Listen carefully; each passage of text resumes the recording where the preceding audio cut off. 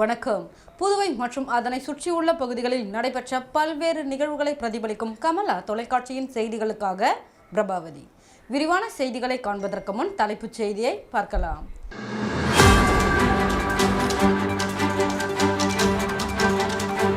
விஷவாயு தாக்கி உயிரிழந்த 3 பேரின் உடலுக்கு இறுதி மரியாதை. முன்னாள் முதலமைச்சர் நாராயணசாமி தலைமையில் காங்கிரசார் நேரில் அஞ்சலி.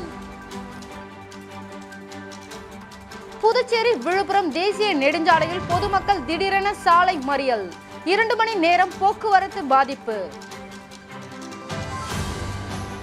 கோடை விடுமுறைக்கு பிறகு பள்ளிகள் திறக்கப்பட்டன. இனிப்புகள் வழங்கி மாணவர்களுக்கு வரவேற்பு. பசுமாட்டின் மீது கொலைவெறி தாக்குதல். நில உரிமையாளர் மீது வழக்கு பதிவு. இனி விரிவான செய்திகள். விஷவாயு தாக்கி உயிரிழந்தவர்களுக்கு காங்கிரஸ் கட்சி சார்பாக முன்னாள் முதலமைச்சர் நாராயணசாமி தலைமையில் காங்கிரசார் மலர் வளையம் வைத்து அஞ்சலி செலுத்தினர். புதுச்சேரி ரெட்டியார்பாளையம் புதுநகரில் விஷவாயு தாக்கி 3 பெண்கள் உயிரிழந்ததை தொடர்ந்து அப்பகுதி முழுவதும் பதற்றமான சூழ்நிலை நிலவி வந்தது. தொடர்ந்து பொதுமக்களும் மறியல் போராட்டத்தில் ஈடுபட்டனர். இந்த நிலையில் உயிரிழந்த பெண்களின் உடல் அஞ்சலி செலுத்த வீட்டில் வைக்கப்பட்டிருந்தது. இதனையடுத்து காங்கிரஸ் கட்சியின் சார்பாக முன்னாள் முதலமைச்சர் நாராயணசாமி, காங்கிரஸ் சட்டமன்ற கட்சி தலைவரும் லாஸ்பேட்டை தொகுதியின் சட்டமன்ற உறுப்பினருமான வைத்தியநாதன், முன்னாள் துணை சபாநாயகர் பாலன் மற்றும் காங்கிரசார் நேரடியாக சென்று மலர் வளையம் வைத்து அஞ்சலி செலுத்தினர். மேலும் அவர்களது குடும்பத்திற்கு ஆறுதலும் தெரிவித்தனர்.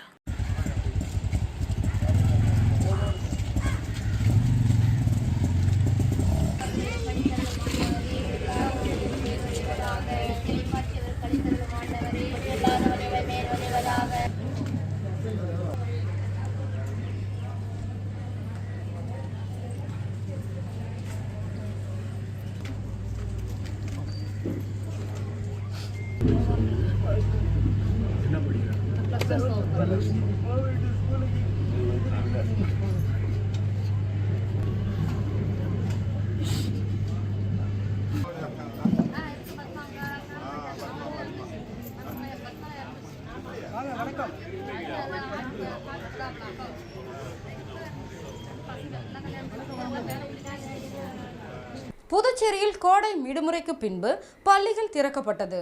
பள்ளிகளுக்கு வந்த மாணவர்களை முன்னாள் மாணவர்கள் ஆரத்தி எடுத்தும் இனிப்புகள் வழங்கியும் வரவேற்றனர். புதுச்சேரியில் அரசு, தனியார் மற்றும் அரசு உதவி பெறும் பள்ளிகளில் கடந்த ஏப்ரல் 30ஆம் தேதி தேர்வுகள் முடிவடைந்து மே 1ஆம் தேதி முதல் கோடை விடுமுறை அறிவிக்கப்பட்டிருந்தது. இந்த நிலையில் கோடை விடுமுறை முடிந்து ஜூன் 6ஆம் தேதி பள்ளிகள் திறக்கப்படும் என்று அறிவிக்கப்பட்ட நிலையில் வெயிலின் தாக்கம் அதிகமாக இருந்ததால் பள்ளிகள் 12ஆம் தேதி திறக்கப்படும் என்று அறிவிக்கப்பட்டது. அதன்படி இன்று புதுச்சேரியில் கோடை விடுமுறைக்கு பின்பு பள்ளிகள் திறக்கப்பட்டது. இதனையொட்டி பண்டசோழநல்லூர் வள்ளலார் அரசு நடுநிலைப் பள்ளி வண்ணமயமாக காட்சியளித்தது. வாழைமரம், தோரணங்கள் கட்டப்பட்டு வண்ண நிற பலூன்களால் அலங்கரிக்கப்பட்டிருந்தது. தொடர்ந்து காலையிலேயே ஆர்வமுடன் பள்ளிக்கு வந்த மாணவ மாணவிகளை முன்னாள் மாணவர்கள் சார்பில் வரவேற்கப்பட்டது. இதில் உதவி ஆய்வாளர் இளங்கோ தலைமையில் பள்ளிக்கு வந்த மாணவ மாணவிகளுக்கு ஆரத்தி எடுத்தும் இனிப்புகள் வழங்கியும் வரவேற்றனர். மேலும் நன்றாக படித்து வெற்றி பெற வேண்டும் எனவும் வாழ்த்தி வரவேற்றனர்.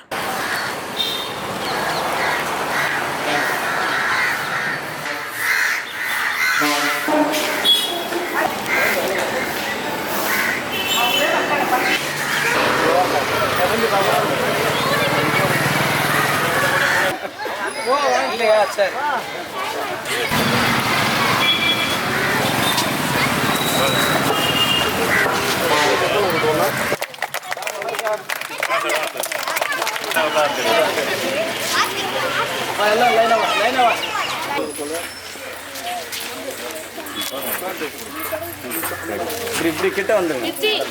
அப்படியே பித்தி பங்கேடுங்க. அப்படியே உள்ள போ. புதுச்சேரியில் விஷவாயு தாக்கி 3 பெண்கள் உயிரிழந்ததை தொடர்ந்து அப்பகுதி மக்கள் புதுச்சேரி விழுப்புரம் தேசிய நெடுஞ்சாலையில் திடீரென சாலை மறியலில் ஈடுபட்டதால் போக்குவரத்து பாதிக்கப்பட்டது. புதுச்சேரி ரெட்டியார்பாளையம் புதுநகரில் விஷவாயு தாக்கி 3 பெண்கள் உயிரிழந்ததை தொடர்ந்து அப்பகுதி முழுவதும் பதற்றமான சூழ்நிலை நிலவி வந்தது. இந்த நிலையில் திடீரென அங்கு வசிக்கும் சுமார் 100க்கும் மேற்பட்ட மக்கள் அப்பகுதியில் உள்ள கழிவுநீர் வாய்க்காலை முழுவதுமாக சுத்தம் செய்ய வேண்டும் என்றும் புதிய பைப்லைன் புதைக்க வேண்டும், மேலும் பாதிக்கப்பட்ட குடும்பத்தில் ஒரு நபருக்கு அரசு வேலை வழங்க வேண்டும் உள்ளிட்ட பல்வேறு கோரிக்கைகளை வலியுறுத்தி திடீரென புதுச்சேரி விழுப்புரம் தேசிய நெடுஞ்சாலையில் சாலை மறியலில் ஈடுபட்டனர். இதனால் அப்பகுதியில் போக்குவரத்து நெரிசல் ஏற்பட்டது. 1 கிலோமீட்டர் அளவிற்கு இருபுறமும் வாகனங்கள் நீண்ட வரிசையில் நின்றன. சம்பவ இடத்திற்கு அதிகாரிகள், காவல்துறையினர் விரைந்து சென்று உரிய நடவடிக்கை எடுக்கப்படும் என உறுதியளித்ததை தொடர்ந்து போராட்டம் கைவிடப்பட்டது. புதுநகர் மக்களின் திடீர் சாலை மறியலால் சுமார் 2 மணி நேரத்திற்கும் மேலாக போக்குவரத்து பாதிக்கப்பட்டது.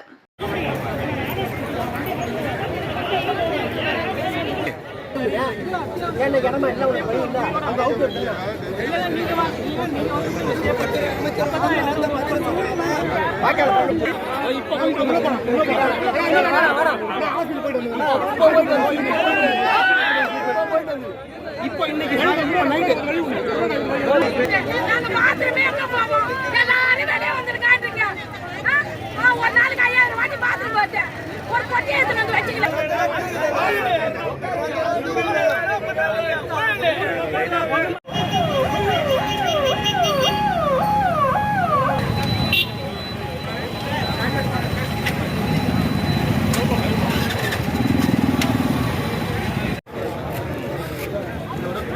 திருபுவனை சட்டமன்ற தொகுதிக்குட்பட்ட அரசு பள்ளியில் 2024-25 கல்வி ஆண்டிற்கான தொடக்க விழாவில் சட்டமன்ற உறுப்பினர் அங்காளன் பங்கேற்று மாணவ மாணவிகளுக்கு சீருடை மற்றும் பாட புத்தகங்கள் வழங்கி வாழ்த்துரை வழங்கினார். புதுச்சேரி மாநிலம் திருபுவனை சட்டமன்ற தொகுதிக்குட்பட்ட மதகடிப்பட்டு அருகில் உள்ள களித்தீர்த்தால்குப்பம் கலைஞர் கருணாநிதி அரசு மேல்நிலைப்பள்ளி, செல்லிப்பட்டு அரசு உயர்நிலைப்பள்ளி, சோரப்பட்டு அரசு உயர்நிலைப்பள்ளி மற்றும் வம்பப்பட்டு அரசு ஆரம்ப பள்ளியில் 2024-2025 கல்வியாண்டிற்கான தொடக்க விழாவில் திருபுவனை தொகுதியின் சட்டமன்ற உறுப்பினர் அங்காளன் கலந்து கொண்டு சிறப்பித்தார். இவ்விழாவிற்கு பள்ளியின் துணை முதல்வர் வாழ்த்துரை வழங்கினார். சட்டமன்ற உறுப்பினர் அங்காளன் சிறப்புரையாற்றுகையில், மாணவர்கள் அனைவரும் படிப்பில் சிறந்து விளங்க வேண்டும். உங்களுக்கு தேவைப்படும் அனைத்து நலன்களையும் நாங்கள் செய்து தர தயாராக இருக்கிறோம் என்று கூறினார். இவ்விழாவின் தொடர்ச்சியாக பள்ளி மாணவர்களுக்கு இவ்வாண்டிற்கான பாட புத்தகங்கள், சீருடைகள், கல்வி ஊக்கத்தொகைக்கான ரசீதுகள் மற்றும் தேசிய அளவில் சென்று விளையாட்டுப் போட்டியில் பங்கேற்ற மாணவர்களுக்கு பங்கேற்பு சான்றிதழ்கள் ஆகியவற்றை சட்டமன்ற உறுப்பினர் அங்காளன் தலைமையில் மாணவர்களுக்கு வழங்கப்பட்டது. மேலும் கலைஞர் கருணாநிதி அரசு மேல்நிலைப்பள்ளி ஆதிதிராவிடர் மாணவர்கள் 21 பேருக்கு 10,000 ரூபாய், 21 மாணவர்களுக்கு 2,10,000 ரூபாய் வழங்கினார். இவ்விழாவில் திருபுவனை காவல்துறை உதவி ஆய்வாளர் இளங்கோ மாணவர்களை ஊக்கப்படுத்தும் வகையில் ஊக்க உரை நிகழ்த்தினார். பள்ளியின் தலைமை ஆசிரியர் நன்றி உரையாற்றினார். இவ்விழாவில் சட்டமன்ற உறுப்பினரின் ஆதரவாளர்கள், காவல்துறை அதிகாரிகள், பள்ளி ஆசிரியர்கள் உடனிருந்தனர். இறுதியாக மாணவர்களுக்கு சட்டமன்ற உறுப்பினர் அங்காளன் இனிப்புகளை வழங்கி சிறப்பித்தார். இவ்விழாவினை பள்ளி ஆசிரியர்கள், உடற்கல்வி ஆசிரியர்கள் சிறப்பாக ஏற்பாடு செய்திருந்தனர்.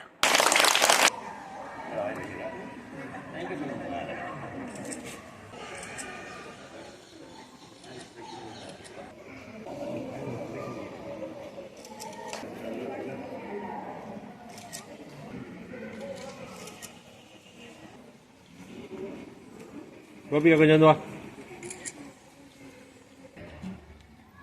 திருமால் ஆசிரியர் பெருமக்களே, உடற்கல்வி ஆட்சியர் அவர்களே, மாணவ மாணவிகளே,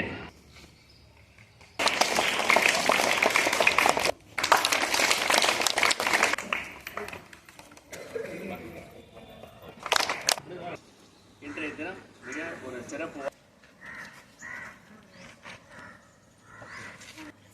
புதுச்சேரி விஸ்வநாதன் நகரில் அமைந்துள்ள காசி விஸ்வநாதர் ஆலயத்தில் நடைபெற்ற கும்பாபிஷேகத்தில் ஏராளமான பக்தர்கள் கலந்து கொண்டு சுவாமி தரிசனம் செய்தனர். புதுச்சேரி முத்தியால்பேட்டை விஸ்வநாதன் நகர் திருவள்ளுவர் வீதியில் புதிதாக அமைக்கப்பட்ட காசி விஸ்வநாதர் ஆலயத்தின் திருப்பணிகள் முடிவடைந்த நிலையில் கும்பாபிஷேக விழா நடைபெற்றது. விக்னேஸ்வர பூஜை, 4ஆம் கால யாகசாலை உட்பட பல்வேறு பூஜைகள் நடைபெற்ற பின்பு 6ஆம் கால பூஜை, அதனைத் தொடர்ந்து பூர்ணாகுதி மற்றும் கடம் புறப்பாடு நடைபெற்றது. தொடர்ந்து கலசங்களுக்கு புனித நீர் ஊற்றப்பட்டு கும்பாபிஷேக விழா விமர்சையாக நடைபெற்றது. இதில் தொகுதியின் சட்டமன்ற உறுப்பினர் பிரகாஷ்குமார் உட்பட ஏராளமான பக்தர்கள் கலந்து கொண்டு சுவாமி தரிசனம் செய்தனர். தொடர்ந்து சட்டமன்ற உறுப்பினர் பிரகாஷ்குமார் மற்றும் அவரது குடும்பத்தினர் சார்பாக ஆலய நிர்வாக குழுவிற்கு சொந்த நிதியிலிருந்து 50,000 ரூபாய் நன்கொடையாக வழங்கப்பட்டது.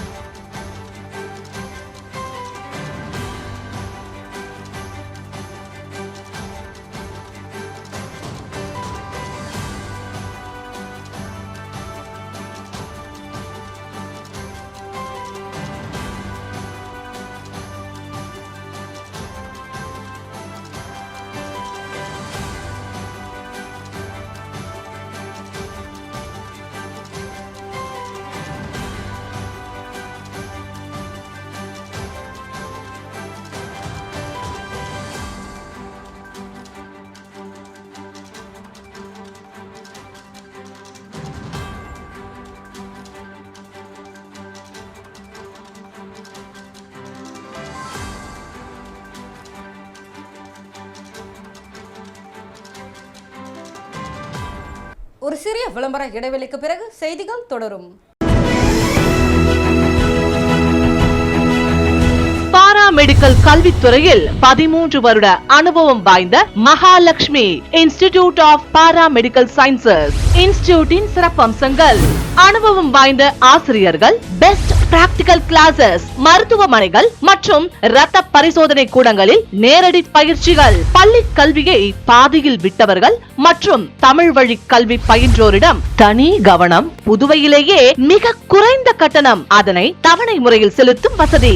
உள்நாடு மற்றும் வெளிநாடுகளில் 100% வேலை வாய்ப்பிற்கு உத்தரவாதம். மாணவர்களுக்கு யூனிஃபார்ம், லேப் கோட் மற்றும் ஐடி கார்டு இலவசம். Courses offered: DMLT, DNA, Diploma in X-ray, Diploma in Dialysis, Diploma in Physiotherapy, Diploma in Ophthalmology. Admission நடைபெறுகின்றது.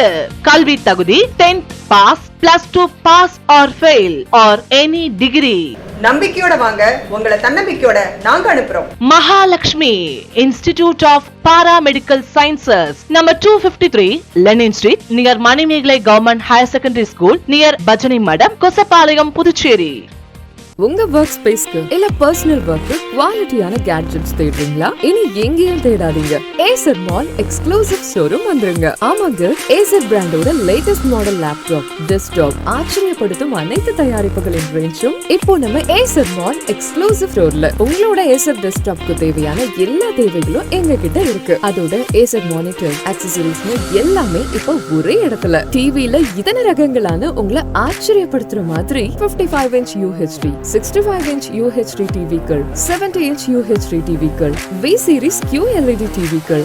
இந்த சம்மருக்கு ஸ்டூடண்ட்ஸ்க்கு எக்கச்சக்க ஆஃபர்ஸோட Acer Aspire 3 series, Acer Aspire 5 series, Acer Aspire 7 series, Acer Swift thin and lightweight, Acer Nitro series, Acer Predator Helio series, Acer Projector இவை அனைத்திற்கும் student ஆஃபர்ல 7% special discount. அதுவும் கூடுதல் உத்தரவாதத்தோட உங்க ஷாப்பிங்க இன்னும் ஹாப்பி ஆக்குற மாதிரி பழசுக்கு புதுசு எக்ஸ்சேஞ்ச் ஆஃபர், கூடுதல் வாரண்டி. அதோட பஜாஜ், HDB, HDFC வங்கி மூலம் ஈஸி EMI-ல வாங்கிட்டு போங்க. ஏசர் பொருட்கள் வாங்குங்க, உங்க லைஃப ஹாப்பியா கொண்டாடுங்க.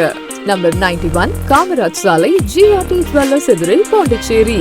செல் 9092588333. செய்திகள் தொடர்கின்றன. வைத்திக்குப்பம் பகுதியில் பழமை வாய்ந்த மரம் சாய்ந்தது. இதனால் 1 மணி நேரத்திற்கும் மேலாக போக்குவரத்து பாதிக்கப்பட்டது. புதுச்சேரி வைத்திக்குப்பம் அரசு நடுநிலைப்பள்ளி அருகே பழமை வாய்ந்த மரம் உள்ளது. இங்கு பொதுப்பணித்துறை அதிகாரிகளால் பல்வேறு சாலை பணிகள் மேற்கொண்ட போது திடீரென மரம் சாலையில் விழுந்தது. இதனால் அப்பகுதியில் சென்ற வாகன ஓட்டிகள் அதிர்ச்சியடைந்தனர். இதில் யாரும் பாதிக்கப்படவில்லை. மேலும் இதனால் 1 மணி நேரத்திற்கும் மேலாக போக்குவரத்து பாதிப்பு மட்டுமே ஏற்பட்டது. தொடர்ந்து தீயணைப்பு துறைக்கு தகவல் தெரிவிக்கப்பட்டது. இதனையடுத்து தீயணைப்புத்துறை வீரர்கள் உடனடியாக சென்று மரத்தினை அப்புறப்படுத்தினர். சாரம் அரசு தொடக்கப்பள்ளியில் சட்டமன்ற உறுப்பினரும் முதலமைச்சரின் பாராளுமன்ற செயலாளருமான ஜான்குமார் அவர்கள் மாணவர்களுக்கு இனிப்புகள், இலவச சீருடை மற்றும் புத்தகங்கள் வழங்கி வகுப்புகளை துவக்கி வைத்தார். கோடை விடுமுறை முடிந்து பள்ளிகள் திறக்கப்பட்டன. சாரம் அரசு தொடக்கப்பள்ளியில் காமராஜ் நகர் தொகுதி சட்டமன்ற உறுப்பினரும் முதலமைச்சரின் பாராளுமன்ற செயலாளருமான ஜான்குமார் மாணவர்களுக்கு இனிப்புகள் வழங்கி இலவச சீருடை மற்றும் புத்தகங்கள் வழங்கி வகுப்புகளை தொடங்கி வைத்தார். இதனைத் தொடர்ந்து சாரம் SRS உயர்நிலைப் பள்ளியிலும் மாணவர்களுக்கு இலவச சீருடை, புத்தகங்களை சட்டமன்ற உறுப்பினர் ஜான்குமார் வழங்கினார். இந்நிகழ்ச்சியில் பள்ளியின் தலைமை ஆசிரியர்கள் மற்றும் ஆசிரியர்கள் கலந்து கொண்டனர். மேலும் சட்டமன்ற உறுப்பினரின் ஆதரவாளர்கள் ஸ்கைசட், ரவி என்கிற ராஜாராம், சுகுமாரன், சுவாமிநாதன், தென்றல் நகர் கோபி, ஞானப்பிரகாசம் நகர் ரமேஷ், தென்றல் நகர் முருகானந்தம் மற்றும் ஊர் பொதுமக்கள் கலந்து கொண்டனர்.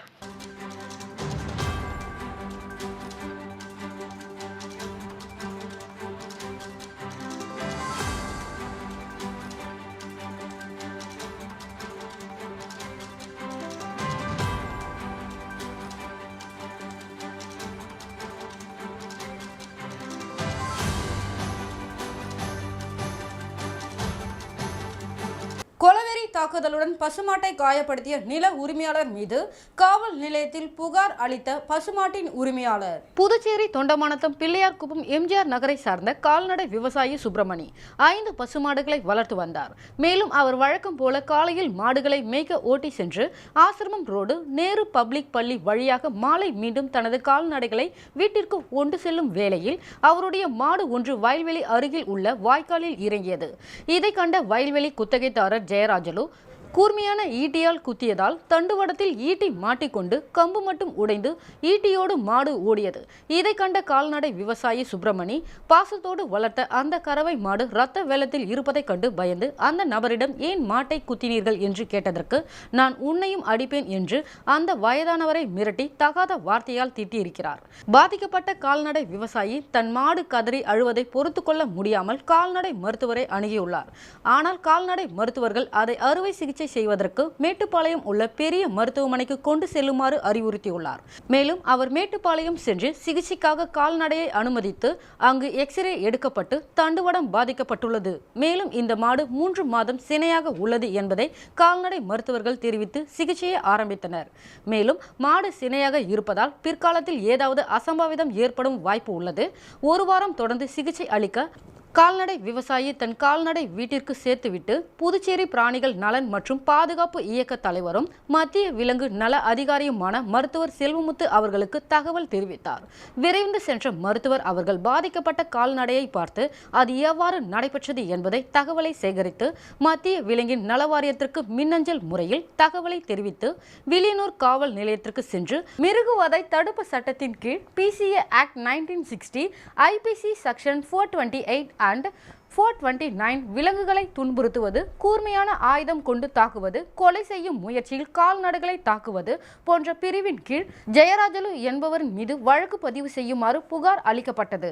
இந்த புகாரினை ஏற்றுக்கொண்ட காவல்துறை அதிகாரிகள் தக்க நடவடிக்கை எடுக்கின்றோம் என்றும் உறுதி அளித்தனர்.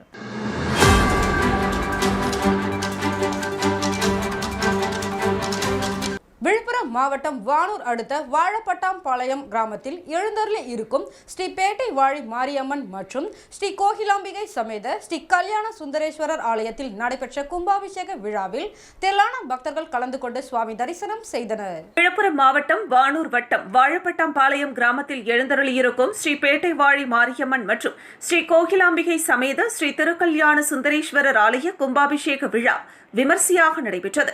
முன்னதாக கடந்த திங்கட்கிழமை அன்று ஸ்ரீ விக்னேஸ்வர பூஜை, மகா கணபதி ஹோமம், முதல் கால யாக பூஜை ஹோமம் நடைபெற்றன. இதனைத் தொடர்ந்து 2ஆம் கால யாக பூஜை, 3ஆம் கால யாக பூஜை, தீப ஆராதனை உள்ளிட்ட நிகழ்ச்சிகள் நடைபெற்றன. தொடர்ந்து 4வது கால யாக பூஜை, ரக்ஷா பந்தனம், நாடி சந்தானம், மகா பூர்ணாகுதி, கலச புறப்பாடு உள்ளிட்ட நிகழ்ச்சிகள் நடைபெற்றன. இதனைத் தொடர்ந்து முக்கிய நிகழ்வாக ஸ்ரீ பேட்டை வாழி மாரியம்மன் ஆலய கும்பாபிஷேக விழா நடைபெற்றது.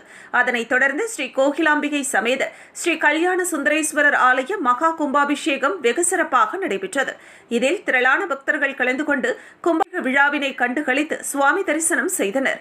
நிகழ்ச்சிக்கான ஏற்பாட்டினை விழா குழுவினர் மற்றும் வாழப்பட்டாம்பாளையம் கிராமவாசிகள் செய்திருந்தனர். விழுப்புரம் மாவட்டம் வானூர் அருகே நெசல் கிராமத்தில் எழுந்தருளி உள்ள 100க்கும் பழமை வாய்ந்த தையல் நாயகி உடன் அமர் அருள்மிகு வைத்தீஸ்வரர் திருக்கோவிலில் மகா குடமுழுக்கு விழா நூற்றுக்கணக்கான பக்தர்கள் பங்கேற்று சுவாமி தரிசனம் செய்தனர். விழுப்புரம் மாவட்டம் வானூர் அருகே உள்ள நெசல் கிராமத்தில் எழுந்தருளியுள்ள 100 ஆண்டு பழமை வாய்ந்த அருள்மிகு தையல் நாயகி உடனமர் அருள்மிகு வைத்தீஸ்வரர் திருக்கோவிலின் மகா குடமுழக்கு விழா வெகு விமர்சையாக நடைபெற்றது.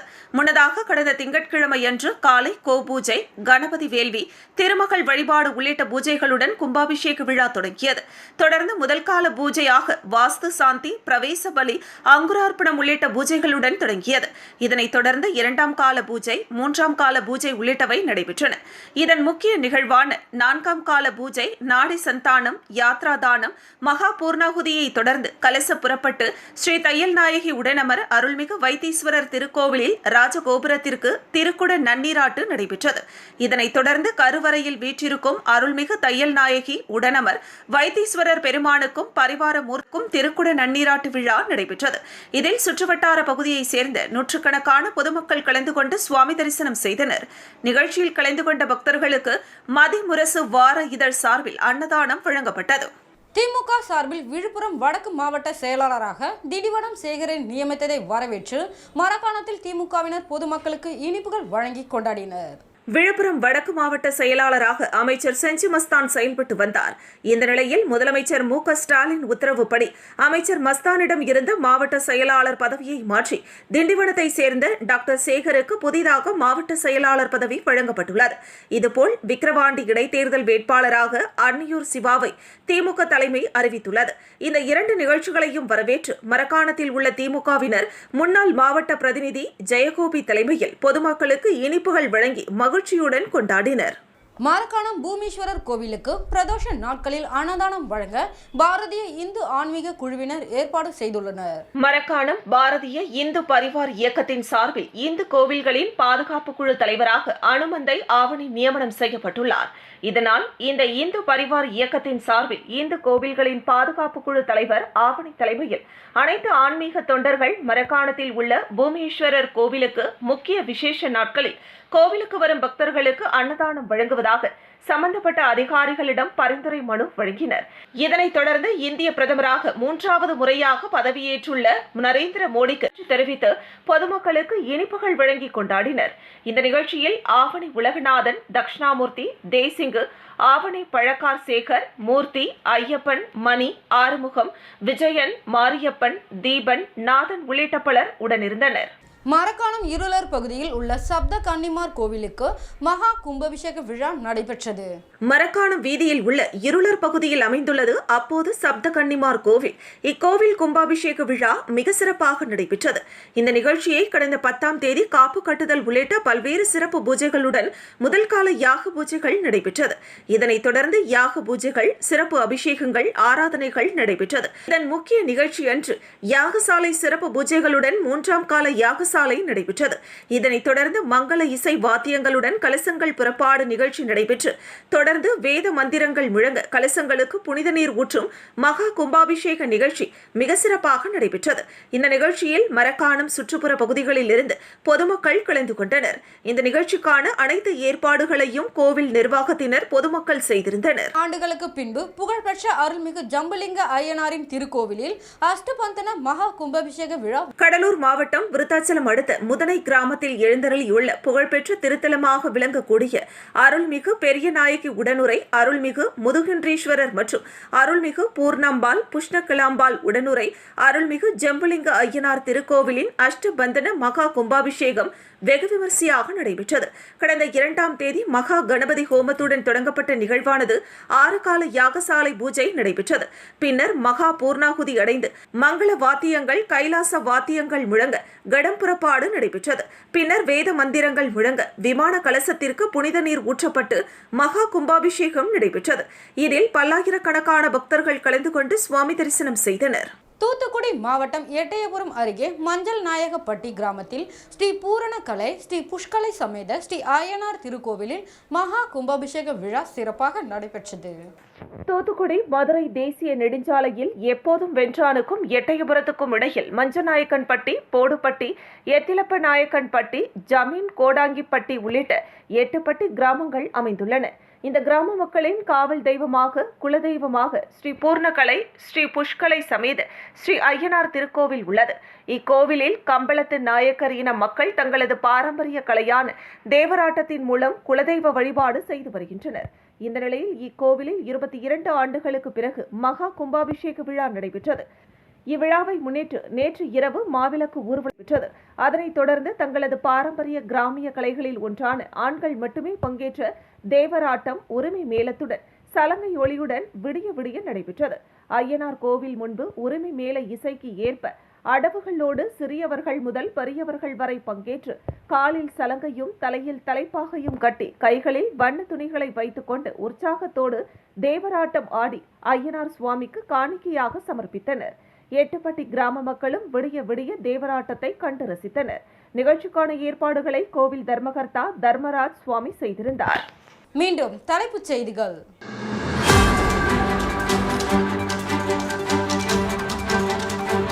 விஷவாயு தாக்கி உயிரிழந்த 3 பேரின் உடலுக்கு இறுதி மரியாதை. முன்னாள் முதலமைச்சர் நாராயணசாமி தலைமையில் காங்கிரசார் நேரில் அஞ்சலி. புதுச்சேரி விழுப்புரம் தேசிய நெடுஞ்சாலையில் பொதுமக்கள் திடீரென சாலை மறியல், 2 மணி நேரம் போக்குவரத்து பாதிப்பு. கோடை விடுமுறைக்கு பிறகு பள்ளிகள் திறக்கப்பட்டன, இனிப்புகள் வழங்கி மாணவர்களுக்கு வரவேற்பு. பசுமாட்டின் மீது கொலைவெறி தாக்குதல், நில உரிமையாளர் மீது வழக்கு பதிவு. இத்துடன் செய்திகள் நிறைவடைகிறது. செய்திகளை உடனுக்குடன் தெரிந்து கொள்ள கமலா தொலைக்காட்சி சமூக வலைதளத்தை பின்பற்றவும்.